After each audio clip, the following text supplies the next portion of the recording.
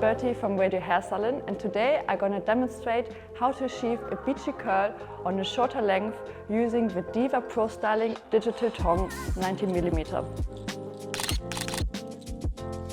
My first step is prepping the hair.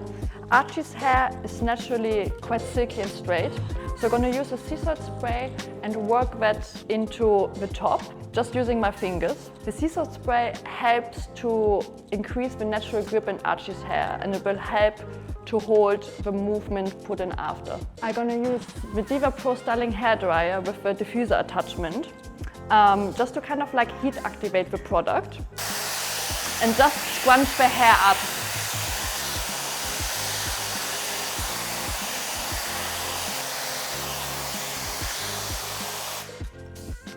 I'm going to start to curl Archie's hair from the back, and I'm going to work in slices of sections in order to curl quite small pieces. This will help me to achieve a more textured and piecey feel into the texture itself. I divide the section with my fingers and now simply wrap the section around the tongue. Hold it for a bit and let it go. The next one I'm gonna wrap in the opposite direction. This principle I'm gonna keep following.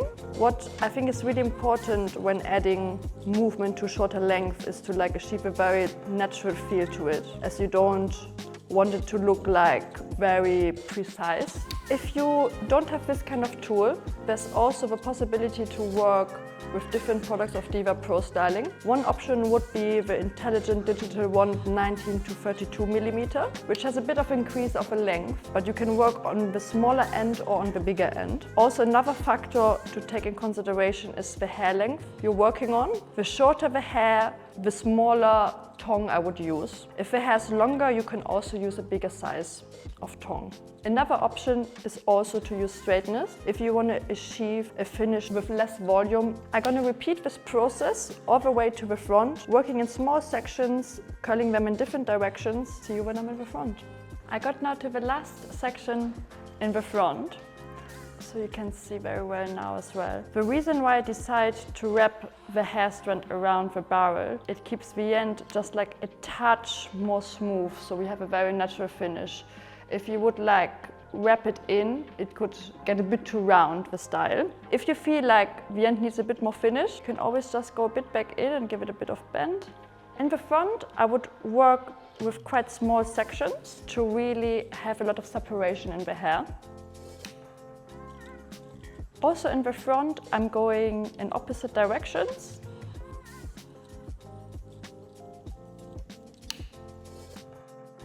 I finished now to curl the top area of Archie's hair.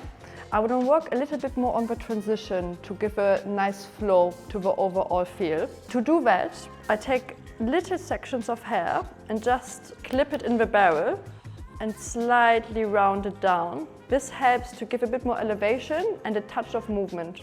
My last step is to apply a styling paste.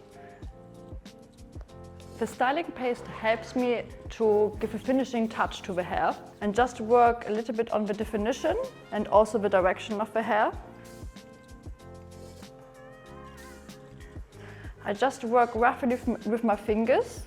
This is the finished look using the Diva Pro Styling Intelligent Digital Tong to create a beachy curly texture on a shorter length. Thank you so much for watching.